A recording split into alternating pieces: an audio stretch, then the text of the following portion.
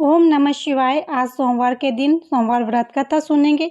एक साहूकार बहुत अमीर था, उसके पास धन की कोई कमी नहीं थी। साहूकार के पास सभी सुख सुविधाएं ऐश्वर्य के साधन थे, किंतु उसको एक ही दुख था कि उसकी कोई औलाद नहीं थी। दिन रात वैसी चिंता में लगा रहता और भगवान से पूजा अर्चना प्रार्थना करता रहता।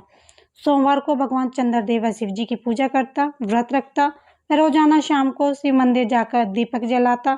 साहूकार की भोले के प्रति ऐसी भक्ति देखकर एक बार माँ पार्वती जी ने शिव जी से कहा, हे नाथ, ये साहूकार आपका अनन्य भक्त है और सदैव ही आपका व्रत और पूजा भक्ति भाव से किया करता है। आप कृपा करके इसकी मनोकामनाओं को पूरी कर दें। पार्वती जी के ऐसे वचन सुनकर भोलेनाथ ने माँ गौरी से कहा, हे पार्वती, ये संसार एक कर्म क्षेत्र है। यहाँ जो भी जैसा कार्य करता है उसे वैसा ही फल मिलता है। अर्थात जैसा कार्य मनुष्य करता है वैसा ही परिणाम भोगता है। किंतु माता पार्वती आग्रहपूर्वक बोली, हे महादेव, यह आपका अनन्य भक्त है। यदि इसको कोई भी दुख है तो आपको उसे पूरा करना चाहिए। यदि आप अपने भक्तों की मनोकामनाएं पूरी नहीं करोगे तो क्यों मनुष्य आपकी भक्ति, सेवा व पूजा करेगा। पार्वती जी के इस आग्रह को सुनकर शिव जी ने कहा, हे शिवे, इस साहूकार के कोई पुत्र नहीं है। इसी कारण यह दिन रात चिंतित व दुखी रहता है। इसके भाग्य में संतान न होने पर भी मैं इसे पुत्र प्राप्ति के लिए वर देता हूँ, किंतु इसका पुत्र केवल 12 वर्ष तक ही जीवित रह सकता है। इसके बाद वह मर जाएगा। इससे अधिक मैं इस साहूकार के लिए कुछ भी नहीं कर सकता। यह सब बातें साहूकार सुन रहा था। उसे यह सारी बातें सुनकर न कोई खुशी हुई न कोई दुख। वह पार्वतीश्वर की पूजा व व्रत करता रहा। कुछ समय पश्चात उस साहूकार की पत्नी गर्भवती हो गई। 10वें महीने में उसे एक बहुत सुंदर पुत्र को जन्म दिया। साहूकार के घर में खुशियां मनाई गई, किंतु साहूकार ने अपने पुत्र की 12 वर्ष की उम्र जानकर कोई खुशी प्रकट नहीं की और इस संबंध में किसी को कोई भेद भी नहीं बताया। वह बालक धीरे धीरे बड़ा होने लगा। जब वह बालक 11 साल का हो गया तो बालक की माता ने साहूकार से उसके विवाह के लिए कहा, किंतु साहूकार ने कहा, मैं इसे काशी जी पढ़ने भेजूंगा। साहूकार ने अपने साले को बुलाकर कहा कि तुम इस बालक को काशी पढ़ने ले जाओ और इसे विधिवत शिक्षा ग्रहण कराओ। साहूकार ने उसको बहुत साधन देकर कहा कि रास्ते में जहाँ कहीं भी ठहरो वहाँ यज्ञ और ब्राह्मणों को भोजन कराते जाना। इस प्रकार वह दोनों मामा भांजा रास्ते में यज्ञ कराते, दान देते, ब्राह्मणों को भोजन कराते जा रहे थे। रास्ते में एक शहर पड़ता था। उस शहर में राजा की कन्या का विवाह था। एक अन्य राजा का लड़का बारात लेकर आया था, लेकिन वह एक आंख से काना था। लड़के के पिता को इस बात की चिंता था कि वह को देखकर कन्या के माता पिता किसी प्रकार की अड़चन न डाल दें।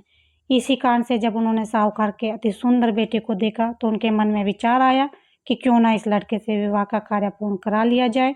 यह विचार कर उसने लड़के और उसके मामा से कहा कि यदि आप फेरे व कन्यादान का कार्य पूर्ण करा दें तो आपकी बड़ी अति कृपा होगी और हम आपको बहुत सारा धन देंगे। साहूकार के लड़के और उसके मामा ने इस बात को स्वीकार कर लिया। विवाह का कार्य भली भांति प्रकार से पूरा हो गया। जब वह लड़का जाने लगा तो उसने चुपके से राजकुमारी की चुन्नी पर लिख दिया कि तेरा विवाह मेरे साथ हुआ है, लेकिन जिसके साथ तुझे भेजा जाएगा वह एक आंख से काना है। मैं काशी जी पढ़ने जा रहा हूँ। राजकुमारी ने जब इस प्रकार लिखा पाया तो उसने राजकुमार के साथ जाने से इनकार कर दिया और कहा कि यह मेरा पति नहीं है। मेरा विवाह जिसके साथ हुआ है वह काशी जी गया है। राजकुमारी के पिता ने जब ये सब कुछ सुना तो वह अपनी कन्या को विदा करने से इनकार कर दिया। बारात वापस चली गई। उधर साहूकार का लड़का और उसका मामा काशी जी पहुंचे, जहां लड़के ने पढ़ना शुरू किया था। अपना समय यज्ञ में व्यतीत करने लगे। इस प्रकार कई महीने बीत गए। जब लड़का 12 साल का हुआ तो उस दिन लड़के के मामा ने यज्ञ रच रखा था।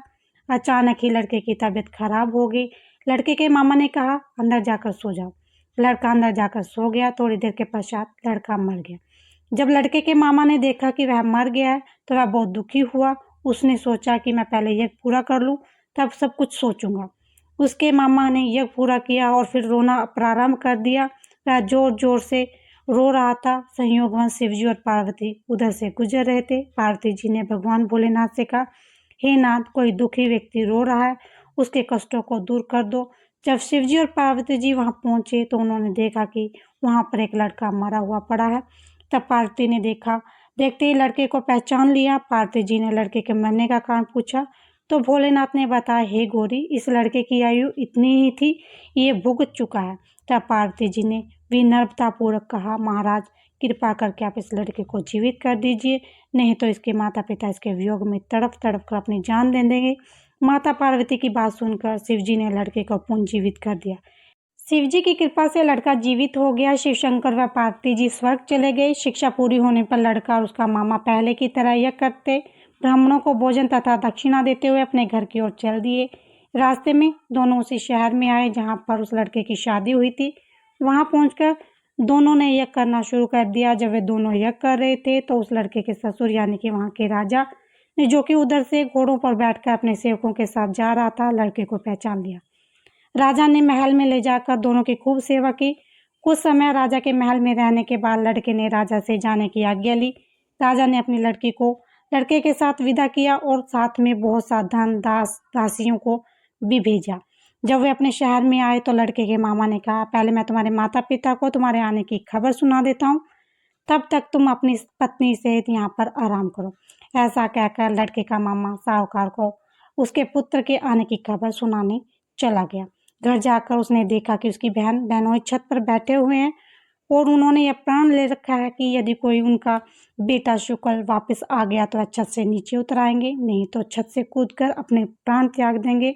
लड़के के मामा ने जब यह समाचार उन्हें सुनाया कि उनका लड़का जीवित लौटकर आया है तो उन्हें विश्वास नहीं हुआ। तब लड़के के मामा ने शपथ खाकर कहा कि उसका पुत्र अपनी पत्नी और बहुत से धन और दास दासियों सहित घर आया है।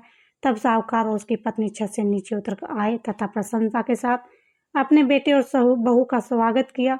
सभी प्रशंसा के साथ रहने लगे। इस प्रकार भक्ति भाव से जो कोई भी सोमवार का व्रत का पालन करेगा तथा प्रेम पूर्वक इस कथा को सुनेगा पढ़ेगा, उसके सभी कष्ट दूर होंगे, सभी मनोकामनाएं पूर्ण होंगी और इस लोक में सभी सुख सुविधाओं को भोगकर अंत में शिवलोक की प्राप्ति होगी। बोलो शिव शंभू भगवान की जय, भोले शंकर की जय।